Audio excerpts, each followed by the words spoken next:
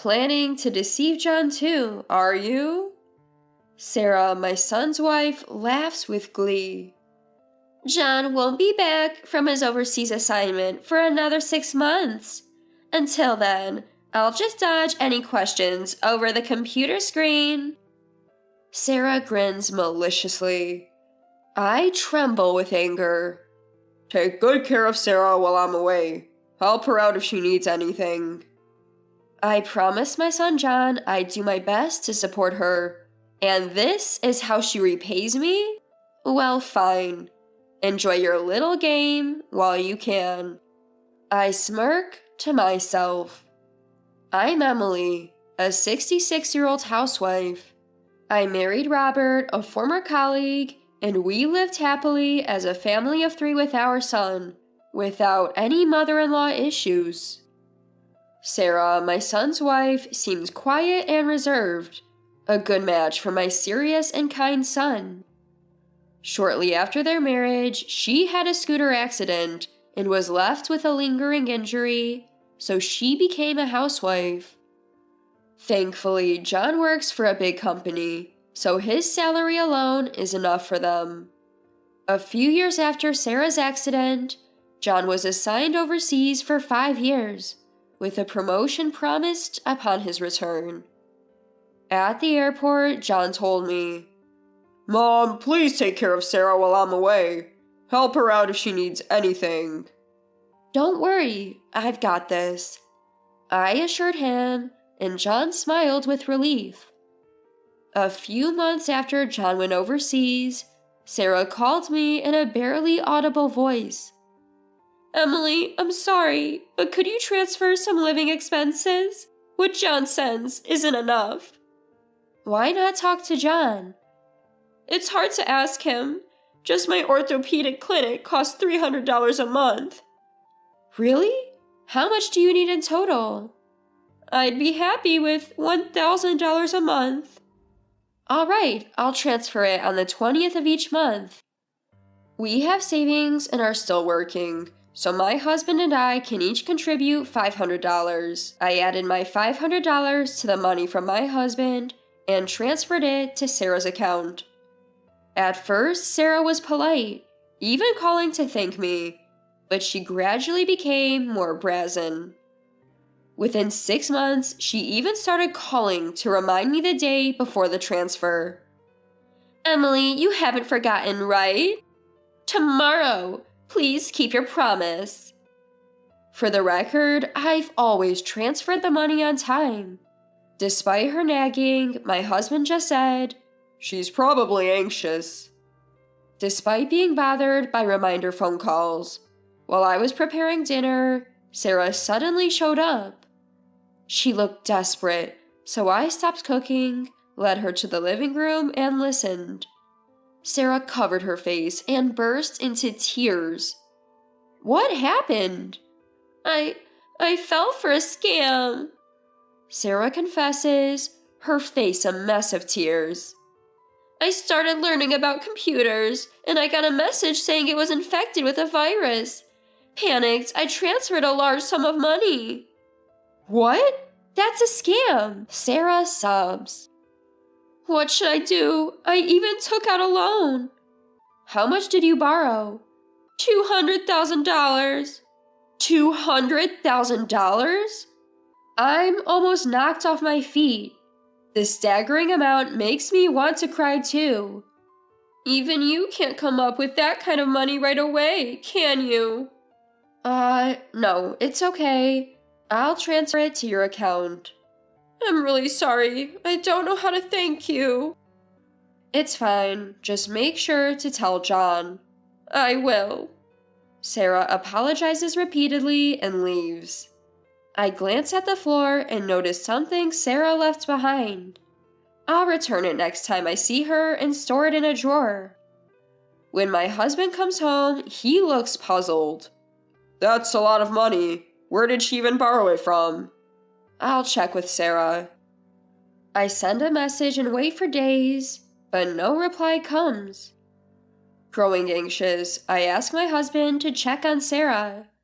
When he mentions he'll be near Sarah's apartment the next day, You're off work tomorrow, right? Let's pay her an unexpected visit. My husband nods, albeit reluctantly.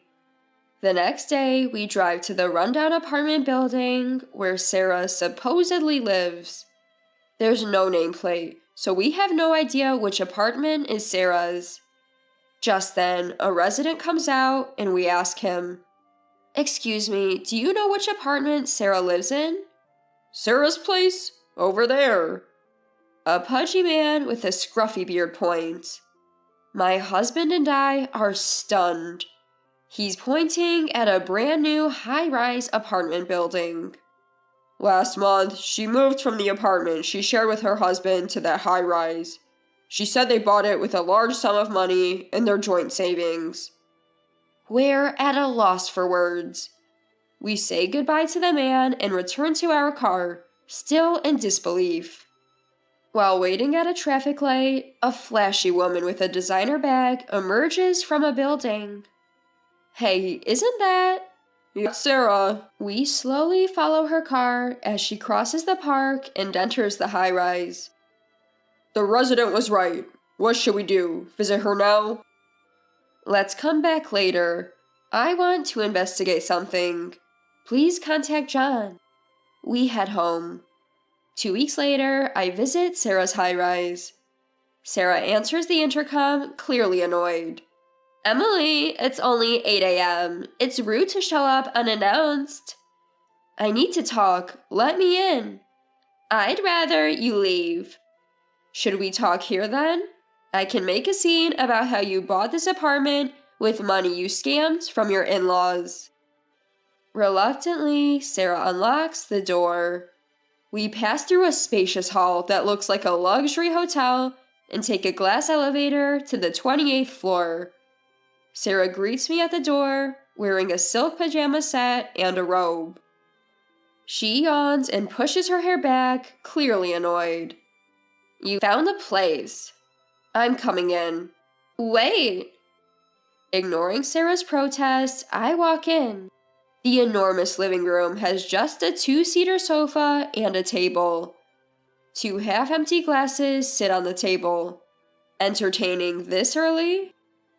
Yes, they just left." Sarah looks more nervous than I do.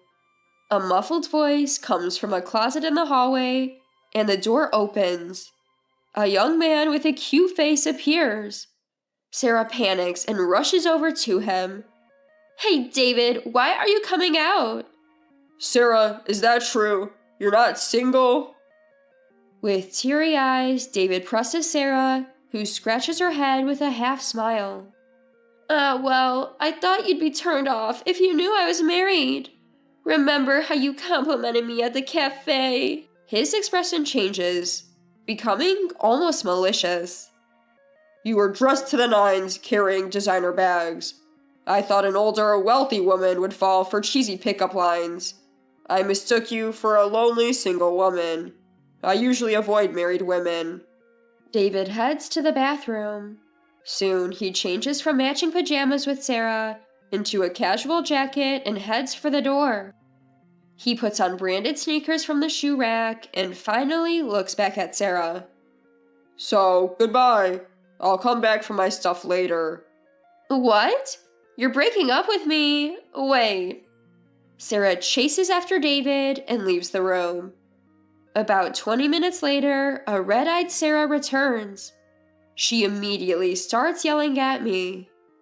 "Emily, David broke up with me. What are you going to do about it?" "It's your own fault." I sigh and respond with a look of disbelief. I offered to help you with your debt because I thought you were in trouble. I never thought you'd use it to buy an apartment to live with another man. Don't you feel guilty?" "I couldn't say no when such a cute guy wanted to live with me." Sarah shrugs as if it's the most natural thing in the world. Sarah looks pitiful, spiraling out of control. "I married a boring workaholic because he's from a wealthy family and works for a big corporation. I was looking forward to shopping with his salary, but John manages all the finances, and I only get $1,000 for myself. It's ridiculous. So you took money from us to live with your lover? He's cute, unlike my husband. My husband is just an ATM. He should work hard and support me. I was trembling with anger. John is working hard overseas, sending money so Sarah can live comfortably. It's unforgivable. So, what are you going to do? Tell John? Sarah leaned against the wall, arms crossed, and smirked. Will John yell at me over a video call? I'll deny living with someone else, of course. He'll be torn about who to believe. You plan to keep deceiving John? You're a bad listener. Sarah chuckled. He won't be back for another 6 months. I can dodge any questions over the computer screen. I need to get my living expenses. Sarah grinned maliciously. Besides, you guys can afford it. You can spare a little. You can't take money with you when you die. Just then, the closet door opened. John appeared in front of a stunned Sarah. John? Long time no see, Sarah. John was in a suit and Sarah was frozen. I used the same trick as your boyfriend, but you didn't notice. I laughed at Sarah's dumbfounded expression. Why are you here? You said you wouldn't be back for a while. I intended to, but after hearing various things from my dad, I took emergency leave and came back. John had a stern look I'd never seen before. He slowly walked into the lavish living room, looked around, and said sarcastically, Wow, it's like a hotel in here. Even the wallpaper looks expensive. Right, Sarah? Yes? How much did it cost? $490,000? That's almost double the cost of our apartment. You bought it with money you scammed from my mom and our savings, just to live with a younger man. Is that right? Yes. Sarah was sweating, even though it was winter. She must have been playing the role of a faithful wife in front of John until now. Even the audacious Sarah seemed small in front of John's icy stare. John exuded quiet anger as he spoke to Sarah in a low voice. While I was working hard overseas, my wife was taking money from my parents and spending it like water. I couldn't believe it when I heard it from my dad, but listening from inside the closet, I understood. I've been deceived by you, Sarah. John looked down at Sarah and continued in a cold voice. Before I left for France, I asked my mom to look after you if anything happened. I never thought I'd be betrayed like this. I feel the same. I thought I was treating you pretty well, but it seems it didn't get through. John looked at me. I'm sorry, Mom. You don't have to apologize. She's the one who will take all the responsibility, I said, and John handed Sarah the divorce papers. Here, mail it after you fill it out. Sarah was caught off guard. She shrieked. What the hell? I'm not getting a divorce. Please do it as soon as possible. We'll handle the rest through lawyers. Don't decide this on your own. I'm a housewife. I can't live without someone giving me money. I almost burst out laughing. She exploited people's kindness and even lied to get money. Let's go, Mom. All right, Sarah, we'll be in touch. I don't want anything more to do with you.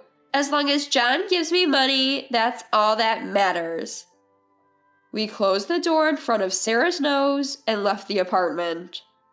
A few days later, after finishing work, I checked my phone and saw 100 missed calls from Sarah. I reluctantly called her back, and she picked up after one ring.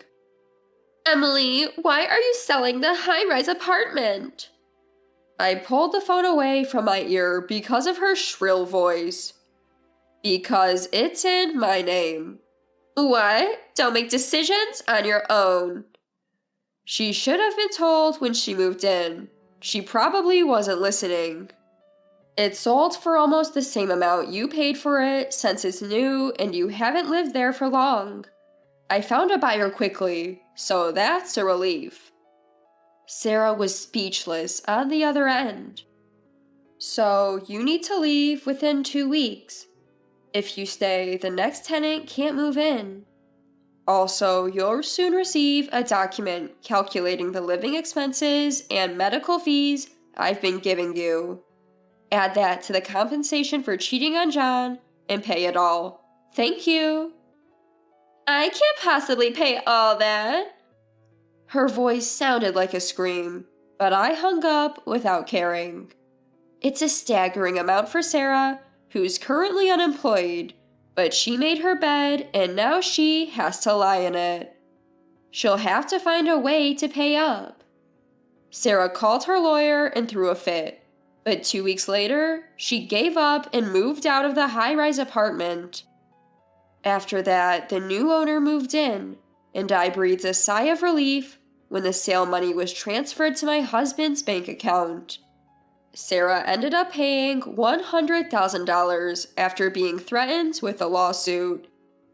Given that Sarah had been living off the money she conned from us for medical bills, compensation to John, and of course, her lifestyle and gifts to her young lover, she had no savings left. We made her promise in writing, in the presence of a lawyer, to make monthly payments. Sarah, who had been reluctant to work, had no choice but to find a job after the divorce. However, she couldn't stick with any job because she lacked motivation. She finally got hired at her 10th attempt at a supermarket. John returned to France once the divorce was finalized. He was given an important position and is busy working. We started having video calls more frequently to catch up on each other's lives. What a kind-hearted son, I thought. In France, he seems to be enjoying his work with his colleagues. The photos he sent conveyed a friendly work atmosphere, and my husband and I were relieved. I want to work hard while I can, save up, and enjoy a comfortable retirement. John is independent, and my husband and I are getting along just fine. I hope these simple but happy days continue forever.